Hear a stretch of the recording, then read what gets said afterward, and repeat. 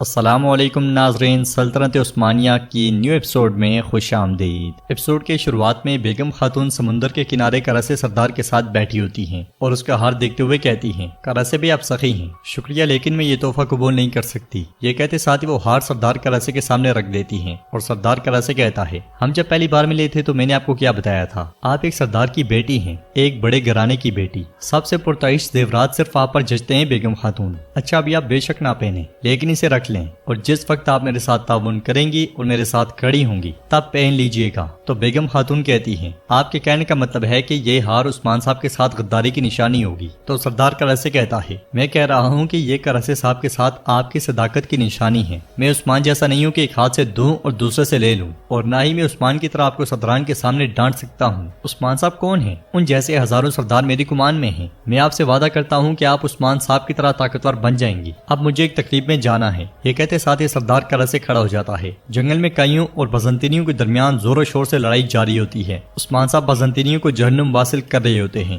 مگر لوکاس بھی کائیوں کو شہید کرتا ہی چلا جاتا ہے۔ علاؤالدین جرکتے اور باقی صدران بھی عثمان صاحب کا بھرپور ساتھ دیتے ہیں۔ ارکادیوس بھی اپنی جنگی مہارتیں دکھا رہا ہوتا ہے کہ اسی لمحے کمانڈر لوکاس کے پاس آ کر کہتا ہے، کمانڈر لوکاس موافق سپاہی مارے گئے ہیں۔ یہ سن کر لوکاس غصے سے کہتا ہے، لعنت ہو۔ تو ارکادیوس آگے بڑھتے ہوئے کہتا ہے، ان وحشیوں کو ان کے کیے کی سزا ملے گی، مگر لوکاس اسے روکتے ہوئے کہتا ہے، ان کی تعداد ہماری تعداد سے زیادہ ہے، میں عثمان کو بہت تکلیف پہنچاؤں گا لیکن ابھی نہیں، ابھی ہمیں جانا ہے۔ یہ کہتے ساتھ وہ سب پیچھے سے بھاگ جاتے ہیں۔ انہیں بھاگتا ہوا دیکھ کر ایکوت عثمان صاحب سے کہتا ہے، حضور لوکاس بھاگ گیا ہے۔ علاؤالدین کہتا ہے، ہمیں ان کے پیچھے جانا چاہیے، مگر عثمان صاحب کہتے ہیں، نہیں انہیں بھاگنے دو، ہمارا مقصد پورا ہو گیا ہے۔ یہ سن کر سردار گنجر کہتے ہیں، اب وہ اپنے غصے کی وجہ سے پاگل کتے کی طرح حملہ کرے گا۔ سردار بہان بھی کہتا ہے، یہی نہیں وہ کراسے صاحب کے ساتھ مل کر انتقام لے گا، مگر عثمان صاحب کہتے ہیں، اس پل سے فتنے کی آگ بجھ گئی ہے، انہیں ہر وہ کام کرنے دیں جو وہ کر سکتے ہیں۔ برہانہ بن پتھروں کو یہاں مخالف سرے پر رکھو، اور دوبارہ یہاں پل نہیں بنا سکیں گے۔ دوسری طرف جنگل میں اورحان سپاہیوں کے ساتھ گھوڑا دوڑا رہا ہوتا ہے کہ کسی کے آنے کی آواز سن کر ایک دم سے گھوڑا روک لیتا ہے۔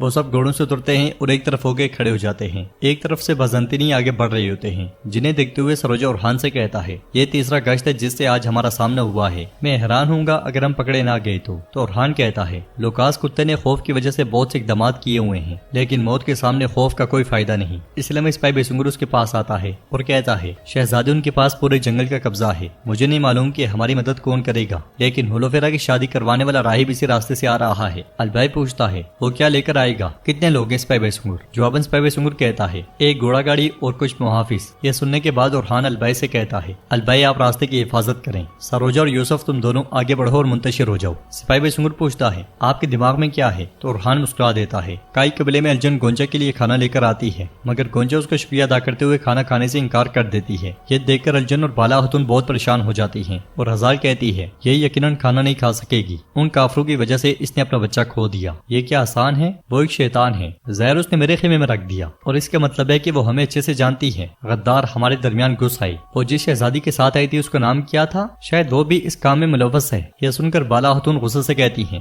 ہزال خاتون، ہولوفیرا بیٹی کا کوئی قصور نہیں ہے، اپنی زبان پر قابو رکھیں، وہ غلطی نہ کرو جو بیگم خاتون نے کی۔ الجن بھی اس کے سامنے کھانا غصے سے رکھتے ہوئے کہتی ہے، یہ کھاؤ اور منہ بند رکھو۔ یہ سنتے ساتھ ہی ہزار کھانا کھانے لگ جاتی ہے اور مزے مزے سے کھانا کھاتے ہوئے پوچھتی ہے، بالا خاتون آپ نئی دلہن کی بات کر رہی تھی، کون ہے وہ؟ تو گونجا پیچھے مڑتے ہوئے کہتی ہے، ہزار خاتون میں آپ کو بتاتی ہوں، جسے تم نے شیطان اور کافر کہا، سسلیا کو ہمارے قبیلے میں لانے والی میری بیٹی کی موت کی ذمہ دار ہولوفیرا ہے دلہن۔ یہ کہتے ساتھ ہی گونجا چل پڑتی ہے۔ اسے غمگین دیکھ کر بالا خاتون پیچھے پیچھے آتی ہیں اور اسے روکتے ہوئے کہتی ہیں، کیا ہم بات کریں؟ جواباً گونجا کہتی ہے، ہم بات نہیں کریں گے، اگر ہولوفیرا آئی تو میں چلی جاؤں گی، یہ بات یاد رکھیں۔ یہ کہتے ساتھ ہی گونجا چلی جاتی ہے اور بالا خاتون الجن سے کہتی ہے، اس پہ نظر رکھو کہیں یہ غم میں غلط قدم نہ اٹھا لے، مشکل دن ہمارا انتظار کر رہے ہیں۔ ادھر ہم دیکھتے ہیں کہ جنگل سے راہب کا قافلہ گزرتا ہوا دیکھ کر البائی ایک مخصوص آواز نکالتا ہے، جسے سن کر چھپا ہوا اورحان کہتا ہے، تیار ہو جاؤ۔ صحیح موقع دیکھتے ساتھ ہی اورحان سپاہیوں کو حملہ کرنے کا حکم دیتا ہے، تو سپاہی ایک دم سے بازنطینیوں پہ تیر برسا دیتے ہیں۔ تیروں سے آگے موجود گھڑ سوار مارے جاتے ہیں اور اورحان سپاہیوں کے ساتھ آگے بڑھ کے ان پہ ٹوٹ پڑتا ہے۔ سپاہی لڑائی سنبھالتے ہیں جبکہ بیسنگر اور اورحان گھوڑا گاڑی پر چڑھ جاتے ہیں اور اگلے ہی پل بیسنگر گھوڑا گاڑی چلانے والے سپاہی کو مار گراتا ہے۔ جب اورحان بگی کے دروازہ کھولتا ہے تو اندر موجود بازنطینی سپاہی اس پہ حملہ کرتا ہے، مگر اورحان اسے زمین پہ پٹخ دیتا ہے۔ پھر بگی میں داخل ہوتا ہے تو راہب پوچھتا ہے، آپ کون ہیں؟ بازنطینیوں کو مارنے کے بعد سپاہی بھی بگی کے پاس آ جاتے ہیں۔ اورحان سپاہیوں سے کہتا ہے راہب کو باندھ کے اکٹھے ہو جاؤ، تیار ہونے کے بعد ہم نکلیں گے۔ سروجا کہتا ہے شہزادے میں یہ بزدلی کی وجہ سے نہیں کہتا، لیکن ہم ایسی جگہ پہ حملہ کیسے کریں گے جس کی حفاظت سینکڑوں فوجی کر رہے ہوں؟ ٹھیک ہے ہم نے حملہ کر دیا، لیکن ہم کیسے نکلیں گے؟ تو یوسف کہتا ہے اگر تم ڈرتے ہو تو پیچھے رہو سروجا، مگر اورحان کہتا ہے نہیں، یہ خوف کی وجہ سے نہیں بلکہ یہ احتیاط ہے۔ ہم خاموشی سے وہاں داخل ہوں گے اور میدان کو برباد کر کے نکلیں گے۔ جنگل میں جتنی بھی خشک بوٹیاں ہیں سب اکٹھی کر کے لے آؤ۔ اگلی لمحے سپاہی راہب کو لے کر باہر آتے ہیں اور اسے دیکھتے ہوئے اورحان مسکرا دیتا ہے۔ ادھر ہم دیکھتے ہیں کہ ایک مقام پہ شادی کی تقریب ہو رہی ہوتی ہے۔ آرکادیوس اور ہولوفیرا تیار بیٹھے ہوتے ہیں۔ انہیں دیکھتے ہوئے لوکاس مسکرا دیتا ہے۔ ہولوفیرا غمگین ہوتے ہوئے چھپائے ہوئے چاقو کو دیکھ رہی ہوتی ہے۔ آرکادیوس اس سے کہتا ہے تم جلدی میری بیوی بنو گی۔ اسی لمحے سردار کرا سے وہاں پہنچتا ہے۔ لوکاس کھڑے ہو کر اسے خوش آمدید کہتا ہے، مگر سردار کرا سے کہتا ہے میں شادی میں نہیں آیا، میں تم سے معلومات لینے آیا ہوں۔ امانت کہا وہ عثمان نے لے لی، پل کی بات کی عثمان نے گرا دیا، اب تمہارا کیا جواز ہے لوکاس؟ تو لوکاس کہتا ہے ہمارے راستے میں فتح بھی ہے اور ہار بھی ہے، یا تو ہم یہاں کھڑے ہو کر شکایت کریں گے یا مل کر کوئی منصوبہ بناتے ہیں اور ہم عثمان کو ختم کرتے ہیں۔ فیصلہ آپ کریں کراسی بے۔ جنگل سے عثمان صاحب واپس لوٹ رہے ہوتے ہیں کہ قاصد وہاں پہنچتا ہے اور عثمان صاحب کو خط دیتے ہوئے کہتا ہے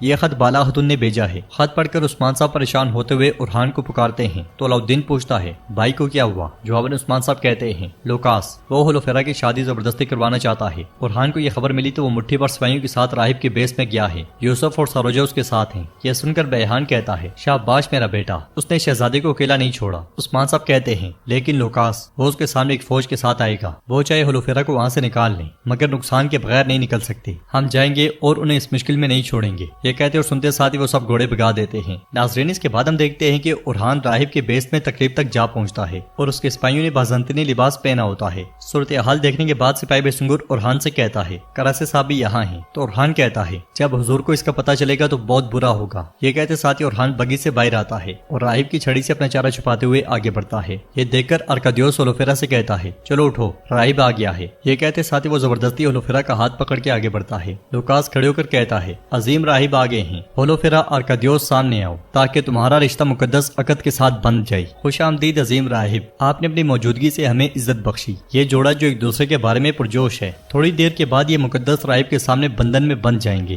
خدا انہیں اچھا مستقبل اور اعلیٰ نسل کی اولاد نصیب کرے۔ یہ سن کر اورحان کو بہت غصہ آتا ہے اور وہ چھڑی ایک طرف کر کے ہولوفیرا کو اپنا چہرہ دکھاتا ہے۔ اورحان کو دیکھ کر ہولوفیرا حیرت زدہ اور خوش دکھائی دیتی ہے اور لوکاس کہتا ہے ہم تیار ہیں راہب، آپ تقریب شروع کر سکتے ہیں۔ اورحان کی جانب سے جواب نہ ملنے پر وہ پھر سے کہتا ہے میں آپ سے کہہ رہا ہوں برائے مہربانی تقریب شروع کریں۔ کیا آپ نے اپنی زبان نگل لی؟ میں نے کہا کہ تقریب کا آغاز کریں۔ تو اورحان کہتا ہے میں یہاں شادی کے لیے نہیں بلکہ تمہاری جان لینے آیا ہوں۔ یہ کہتے ساتھ ہی اورحان چوغا اتار پھینکتا ہے اور چھڑی سے پہلا وار لوکاس پہ کرتا ہے، پھر آرکادیوس کو پیچھے دھکیل کر چھڑی میں سے تلوار نکال لیتا ہے۔ ہولوفیرا کا ہاتھ پکڑتا ہے اور بھاگنا شروع کر دیتا ہے۔ تو ناظرین اس کے بعد کیا ہوگا یہ ہم آپ کو بتائیں گے نیکسٹ ایپیسوڈ میں۔ اگر آپ کو یہ ویڈیو پسند آئی ہے تو لائک کر دیں، شیئر کر لیں، چینل کو سبسکرائب نہیں کیا ہوا تو سبسکرائب کرنے کے ساتھ ساتھ نوٹیفیکیشن بیل کو لازمی سے آن کر لیں۔ انشاءاللہ ملتے ہیں نیکسٹ ویڈیو میں، تب تک کے لیے رکھیں اپنا اور اپنوں کا بہت زیادہ خیال۔ اللہ نگہبان۔